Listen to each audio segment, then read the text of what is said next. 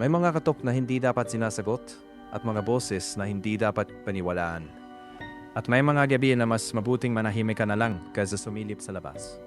Patayin ang ilaw, lakasan ang loob, at samahan ninyo ako sa kwentong ito na ikinukwento pa rin ng mga matatanda sa isang liblib na baryo. Taong 2020. Sa isang maliit at tahimik na baryo na napapalibutan ng malawak na palayan at matataas na kawayan, nakatira ang isang 21 taong gulang na si Marco kasama ang kanyang mga magulang. Sa umaga, payapa ang lugar. Maririnig ang tilaok ng mga manok, huni ng mga ibon at tawanan ng mga batang naglalaro sa kalsada.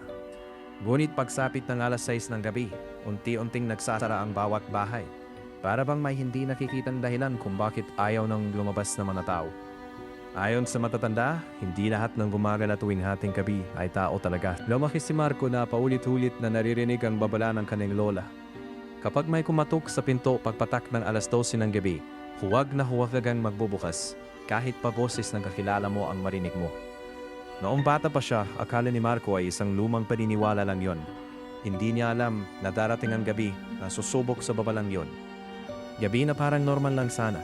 Umalis ang kanyang mga magulang para sunduin ang kanyang tiya sa kalapit na bayan. Bago umalis, mahigpit siyang pinagsabihan ng nanay niya, "Anak, isarado mong mabuti lahat ng pinto at bintana at huwag kang magpupuyat." Tumango lang si Marco. Hindi naman bago sa kanyang maiwang mag-isa sa bahay. Pagsara ng gate, unti-unting zumalim ang katahimikan. Nawala ang huni ng mga ribon. Tanging kuliglig na lamang ang maririnig, kasabay ng marahang ihip ng hangin sa pagitan ng mga puno.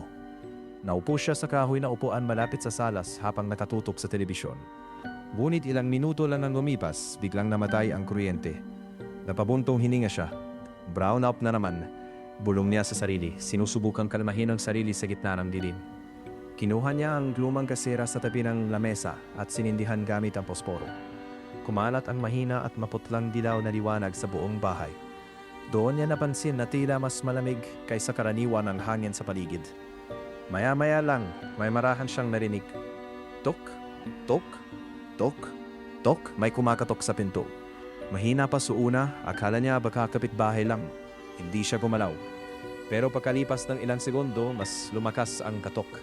Tok, tok, tok. Napatingin siya sa lumang orasan sa pader. Alas 12 mismo. Bigla niyang naalala ng malinaw ang mga salita ng kanyang lola. Kapag may kumatok sa hating gabi, huwag na huwag kang magbubukas. Nanlamig bigla ang buong katawan ni Marco. Lumapit siya sa bintana ng dahan-dahan, pero pagsilip niya sa tilim, may nakita siyang nakakakilabot. Isang anino ng tao sa ilalim ng liwanag ng buwan. Pero may isang kakaiba. Wala itong anino. Lalong nanlamig ang buong katawan ni Marco. Hindi niya binuksan ang pinto. Sa halip, umatras siya, kinuha ang rosaryo ng kanyang lola at mahigpit itong hinawakan. Lalo pang lumakas ang katok. Halos parang gustong kipain ang pinto at bigla itong tumigil. Lubos na katahimikan. Masyadong tahimik.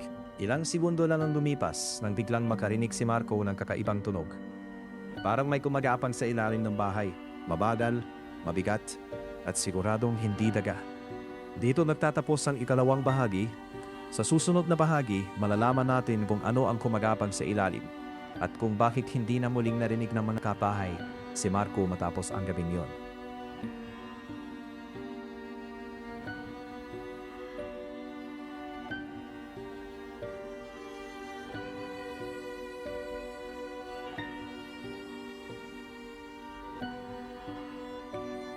Kung ikaw si Marco, bubuksan mo ba ang pinto? I-share mo ang sagot mo sa comments at mag-subscribe ka na rin sa Lagim Archives para sa mas marami pang kwentong katatakutan mula sa iba't ibang sulok ng Pilipinas.